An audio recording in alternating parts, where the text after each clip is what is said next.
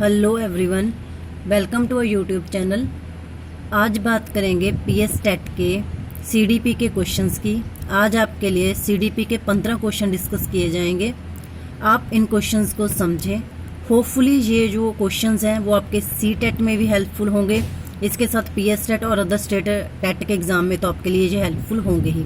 तो इन क्वेश्चन को समझना है, समझने के बाद अटेम्प्ट कर। सो फर्स्ट क्वेश्चन है, the teacher gives hint in the classroom to help the teacher in solving technique is being used by the teacher।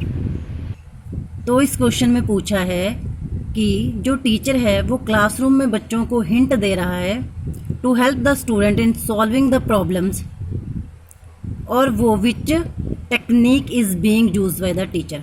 तो आपके ऑप्शन है, क्या वो मेटाकोग्निशन करा रहा है, असेमिलेट कर रहा है, एकोमोडेशन कर रहा है, या स्कैप फोल्डिंग कर रहा है। तो इसका करेक्ट आंसर होगा, देखिए इसका जो करेक्ट आंसर होगा वो आपको होगा स्कैप फोल्डिंग, क्योंकि जो आपका टीचर है वो आपको हिंट्स दे रहा है। तो जो हिंट्स प्रोवाइड करना, क्लूज देना किसी टीचर के द्वारा प्रॉब्लम सॉल्व करने के लिए, तो वो बच्चों की स्कैप फोल्डिंग कर रहा है।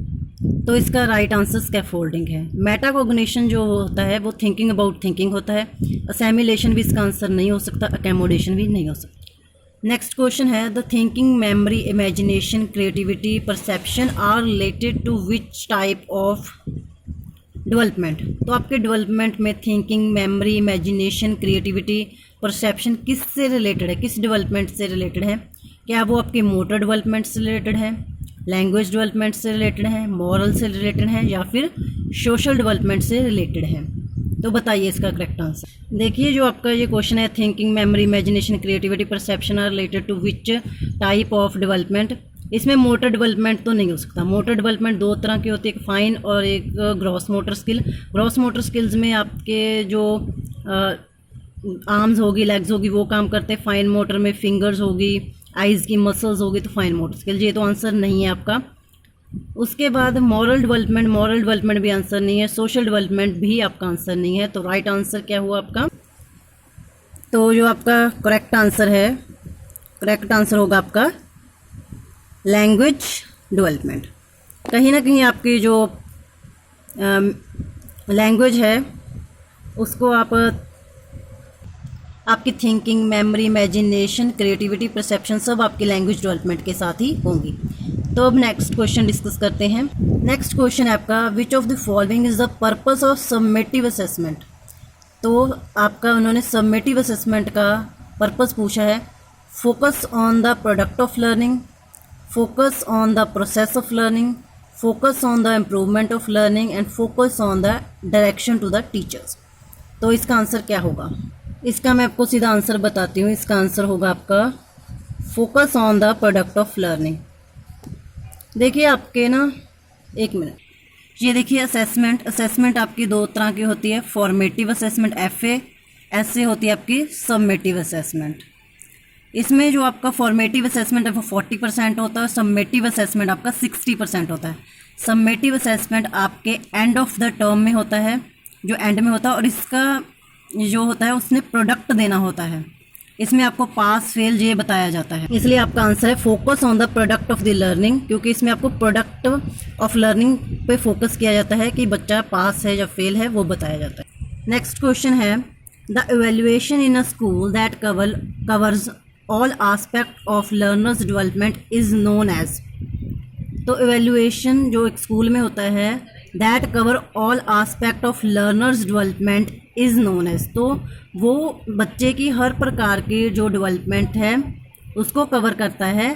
तो उसको क्या कहा जाता है? कंटिन्यूस एंड कोग्निटिव इवैल्यूएशन कहा जाता है, कंटिन्यूस एंड कॉम्प्रीहेंसिव इवैल्यूएशन कहा जाता है, कंसिस्टेंस एंड कॉम्प्रीहेंसिव इवैल्यूएशन कहा जाता है, या फिर कंसिस्टेंस एंड कोग्निटिव इवैल्यूएशन कहा जाता है।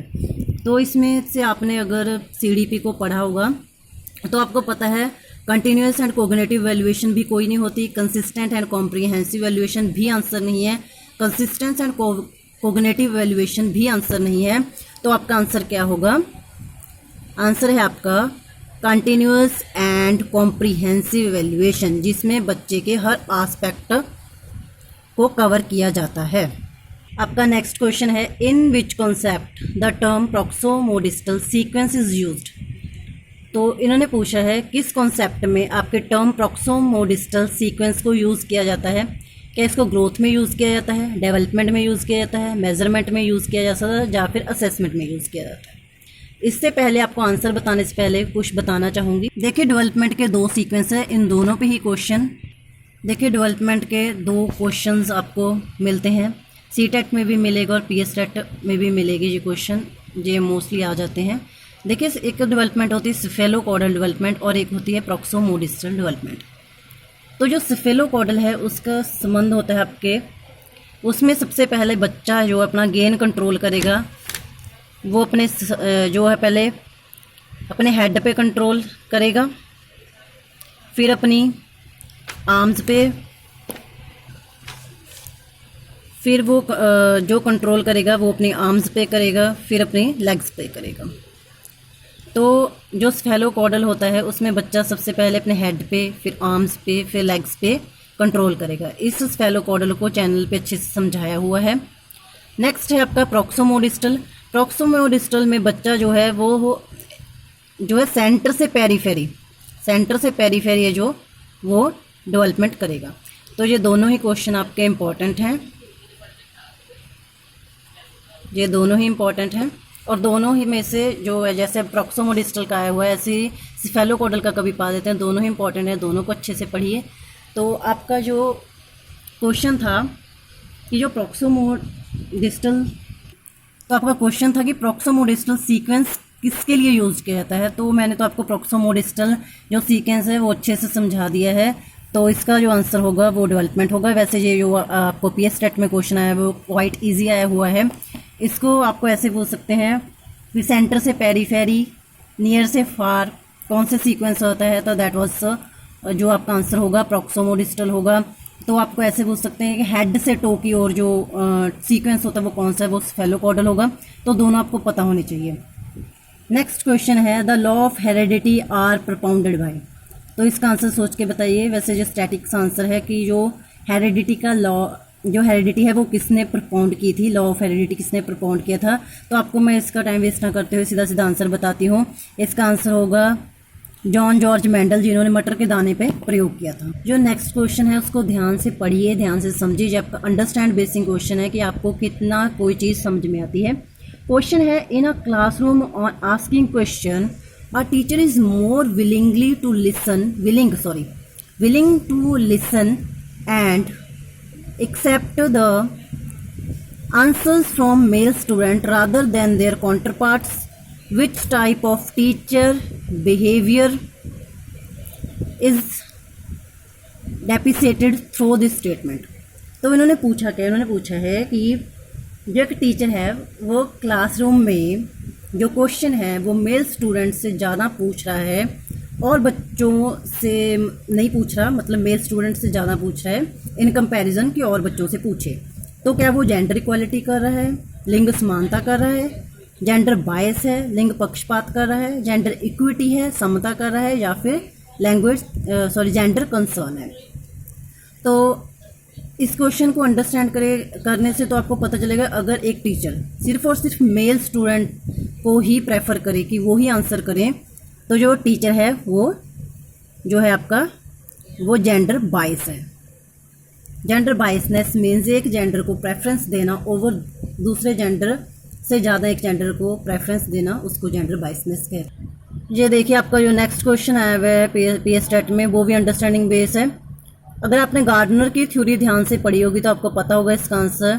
सो क्वेश्चन डिस्कस करते हैं। Person possessing well-developed verbal skill and sensitivity to the sound of the words could have a career as a, एक व्यक्ति जिसकी वर्बल स्किल्स अच्छी हैं, जो सेंसिटिव है साउंड्स के प्रति, तो वो क्या साइंटिस्ट होगा, एथलीट होगा, स्कल्पचर होगा, या फिर लॉयर होगा। तो जिसकी वर्बल स्किल अच्छी होंगी तो आपको आंसर पता ही होगा इसका क्या होगा। जिसकी वर्बल स्किल्स अच्छी हैं तो आंसर है आपका, आंसर है लॉयर। जो साइंटिस्ट होगा वो काइनेस्थेटिक होगा, इसका आंसर साइंटिस्ट नहीं हो सकता, एथलीट नहीं हो सकता, स्कल्पचर नहीं हो सकता, इसका आंसर है लॉयर। ये देखिए नेक्स्ट क्वेश्चन भी आपका इजी आया हुआ था। According to which theory teacher and student should engage in active dialogue. तो इन्होंने पूछा है किस थ्योरी के अकॉर्डिंग टीचर और स्टूडेंट हैं वो एंगेज रहेंगे एक्टिव डायलॉग में, तो वो क्रियाशील रहेंगे। अगर टीचर सेंट्रिक होगा तो सिर्फ टीचर ही बोलेगा, बच्चे सिर्फ सुनेंगे। बिहेवियरिज्म ये नहीं है, कोग्निविस्ट भी नहीं है, तो आपका जो आंसर होगा सोशल कंस्ट्रक्टिविस्ट। सोशल कंस्ट्रक्टिविस्ट में जो बच्चा और टीचर दोनों ही एक्टिव रहेंगे, तो आंसर है आपका सोशल कंस्ट्रक्टिविस्ट। नेक्स्ट क्वेश्चन है आपका, in a tripolar process of teaching the following 3 poles are interconnected except. तो अगर आपने क्वेश्चन को अच्छे से नहीं पढ़ा तो आपका क्वेश्चन गलत भी हो सकता है, क्योंकि इसमें 3 ऑप्शन तो जो है ट्राइपोलर प्रोसेस के हैं बट एक ऑप्शन नहीं है, तो आपसे नहीं वाला पूछा है। तो आपको जब एक्सेप्ट वाला क्वेश्चन, नॉट वाला क्वेश्चन आ जाए तो C TET, P S TET, other state TET सब में आपने इसको ध्यान से करना है। तो इन्होंने पूछा ट्राइपोलर प्रोसेस ऑफ टीचिंग में कौन सा नहीं है, टीचर, पीपल, बिल्डिंग या फिर सब्जेक्ट मैटर। तो 3 चीज़ें तो है, एक नहीं है, तो आंसर सोचिए इसका। ये देखिए आपका ट्राइपोलर प्रोसेस जिसमें आपके ट्राइपोलर प्रोसेस है जिसमें आपके टीचर भी होगा, स्टूडेंट भी होगा, सब्जेक्ट मैटर या फिर आप करिकुलम भी कह सकते हैं, जो होगा जो जॉन डेवे ने दिया था। तो आपका जो क्वेश्चन का आंसर पूछा था इसमें नॉट पूछा था कौन सी चीज़ नहीं है, तो बिल्डिंग नहीं है। जी आपके CDP के मैंने 10 क्वेश्चन आपको PS टेट पेपर के करवाए थे, होपफुली ये आपके सी टेट में, अगस्त सी टेट में काम आए, इन अपकमिंग कोई स्टेट टेट है उसमें काम आए। अगर आपको वीडियो यूज़फुल लगे तो प्लीज़ इसको लाइक, शेयर, सब्सक्राइब जरूर करें। तो आपका जो आंसर था वो बिल्डिंग आंसर था। तो आई होप कि ये वीडियो आपके लिए यूज़फुल हो इन आपके अपकमिंग जो टीचिंग एग्ज़ाम्स है उसमें। तो थैंक यू वेरी मच।